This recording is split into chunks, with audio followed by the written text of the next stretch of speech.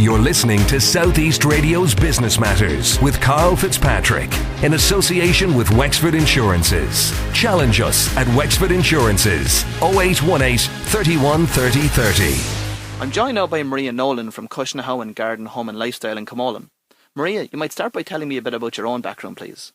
Well, Karl, I'm from a teaching background. I am from a family of 7 girls, and I went to UCD and studied French and German, and then went on to do my HDip and was teaching for 7 years before we opened the garden centre.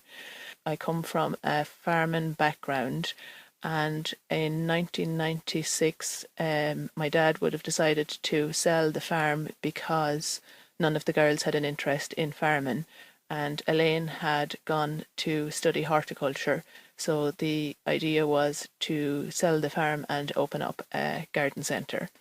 Due to a number of issues, planning permission and whatnot, it took quite a while to get the garden centre opened. We didn't open until November 07. As I said, we were refused planning permission a few times. That's really a bit of history prior to the opening of the garden centre itself. Tell me a bit about Elaine's background. I know she's a horticulturalist. Elaine studied horticulture in Kildalton, and then she would have worked in a number of nurseries and garden centres. She would have worked in Kilcannon Garden Centre for a good number of years before coming to Cois na hAbhainn when we opened. So, in November 2007, Cois na hAbhainn opened. What was the vision for the business at the time? Well, the vision for the business when we opened would have been to be a garden, home and lifestyle centre.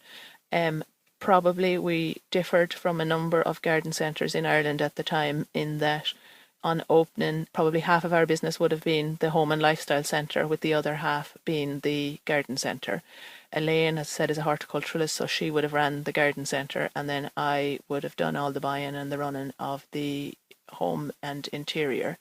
And in the home and interior then we would do everything from kitchenware, furniture, bed linen, soft furnishings, pictures, and it evolved from there. Then we'd now do things like jewellery, handbags, and then in March of 2009 we opened up the Bay Tree Cafe, which again would have brought more customers in and helped the business evolve. Tell me about some of the market research that you conducted prior to opening the centre. Well, we would have, say for example, gone over to England and looked at some garden centres over there, mainly from a shop fitting perspective.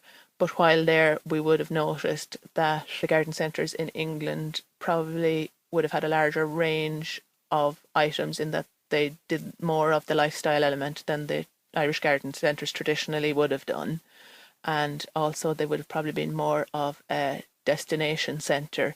Say, for example, there was one garden centre we visited, and it has a gardens that you can go and visit. It has a monkey forest. It has a whole lot of different retail units within the site. What impact did opening the cafe have on the overall business? I would say opening the cafe had a significant impact in that it probably got more of a passing trade in, because people were coming in maybe for a cup of coffee in the morning or for lunches, and then they would discover the garden centre and shop once they came in, where traditionally they may not have even known that we were here. In the cafe, our chefs would do all home baking, so we make more or less everything on site, which I think again helps to get people into the business because customers seem to like the home baking. Tell me about how the business has grown from a staffing perspective over the last number of years. When we would have opened, we would have had 4 full-time staff and 2 part-time staff. And now we currently employ about 8 full-time staff and 9 part-time staff. And obviously in the summer we would have slightly more staff than in the winter. I know that there's a seasonality aspect to your own business. Tell me about that. There is, to a certain extent, but we're probably lucky in that we have the Garden Home and Lifestyle Centre. So we're lucky enough in that when maybe the garden centre is quiet, the home and interiors, say for example at Christmas, would be busier, and vice versa.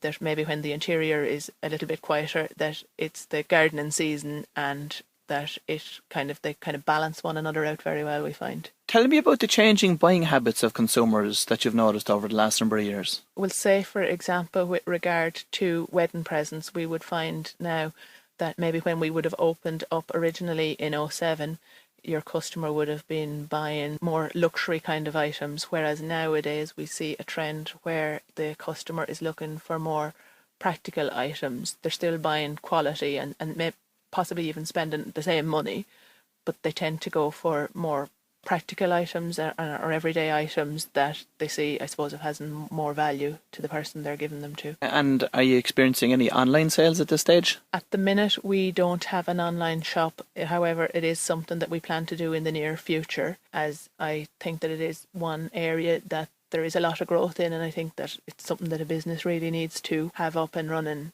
And it is in our kind of short-term plan to get an online shop up and running. Tell me about some of the challenges that you've had to overcome over the last number of years since opening. I suppose the biggest challenge is to get people in the front door. Once people come in, then they realise all the items that you have. But biggest challenge is to get people to know that you're there and know the offer that you have. Once you get them in the door, I suppose, and they realise what's there, you hopefully they'll buy something. And what have you done to overcome that challenge since you opened? A lot of what we would do would be advertising. Particularly, we've been lucky enough to win Board BA awards, and through that we have got a lot of kind of national advertising, which would have helped for us to gain new customers and get customers to know more about us and know what we do.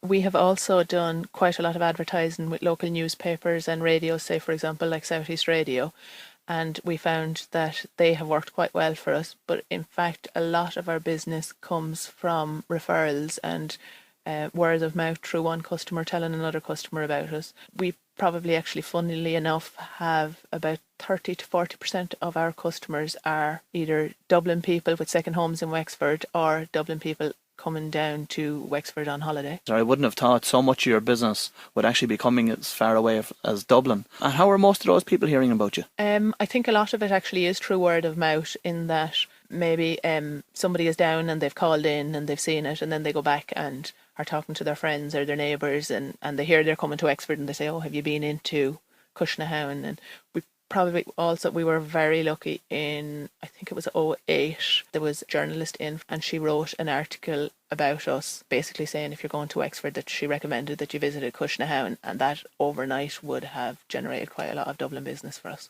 Earlier on you mentioned that you won a Board BA award, or a number of them over the last number of years. Tell me a little bit about that. Yeah, we were lucky enough in that we would have entered the Board BA Awards for the first time in 2008, and we would have been awarded a 4-star garden centre and best new entry. And then since then we've been really lucky, and we have gone from a 4-star to a 5-star. And then for the past 3 years we would have won the garden centre of the year in the smaller category, and Board BA would count the smaller category as a business with a turnover of under 1.5 million. And your most recent award is the Retailer of the Year award at the Wexford Business Awards. What does it mean to you to have won that award?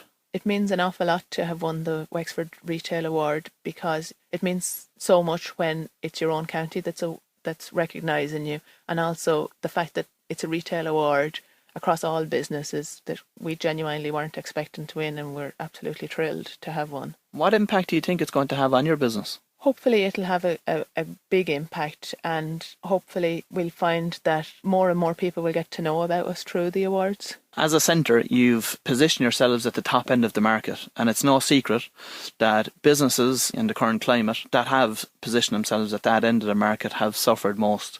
Why do you think that Cois na hAbhainn have weathered the storm so well in that regard? You're right in that we have positioned ourselves at the top of the market, and Board BA have awarded us a 5-star gold rating, and we hope that we do offer a 5-star service. But at the same time, our main focus is to offer the customer quality products at value. So we are continually trying to find the best items out there that we can, but at the best value also for the customer, so that we try to keep our prices competitive, and we would continually try to do things like promotions. And my final question for you, Maria, is what are your plans for the future for Cois na hAbhainn? Well, our main plan at the minute, Karl, is that our cafe is really too small. At the minute we have seating for 45 indoors and about another 60 outdoors, which is perfect on a fine sunny day. But if the weather is bad or on a busy weekend, we find we just don't have enough seating indoors, and sometimes we see customers turning away, which you hate to see. So our main priority at the moment is to expand the cafe. We would hope to expand it, that we would have seating for about 100 indoors, with an overflow or outside area with seating for maybe up to another 100. But at the minute, we're just kind of trying to assess the situation and see whether it's better to go upstairs with the cafe or whether to extend outside. A lot of the garden centres nowadays are bringing their cafes upstairs, and it is something that we have considered, but there would be a very big outlay in moving the cafe upstairs. So we want to look at possibly maybe extending out onto the decked area. But again, then maybe we'll have problems. We don't want to take up parking spaces either. So it's just something we're assessing at the minute, with a view to hopefully doing within possibly the next 2 years. The other thing that we are constantly doing is we are constantly trying to source new and unique and innovative products, and maybe to try and source something different that not all other shops have. We try as much as we can to be unique, both in the way that we display and merchandise, as well as the products that we have. And this is something that we hope to continue in the future. Well, Maria, thank you very much for joining me this morning, and I wish you continued success. You're listening to Southeast Radio's Business Matters with Karl Fitzpatrick in association with Wexford Insurances. Think Wexford Insurances for your business insurance.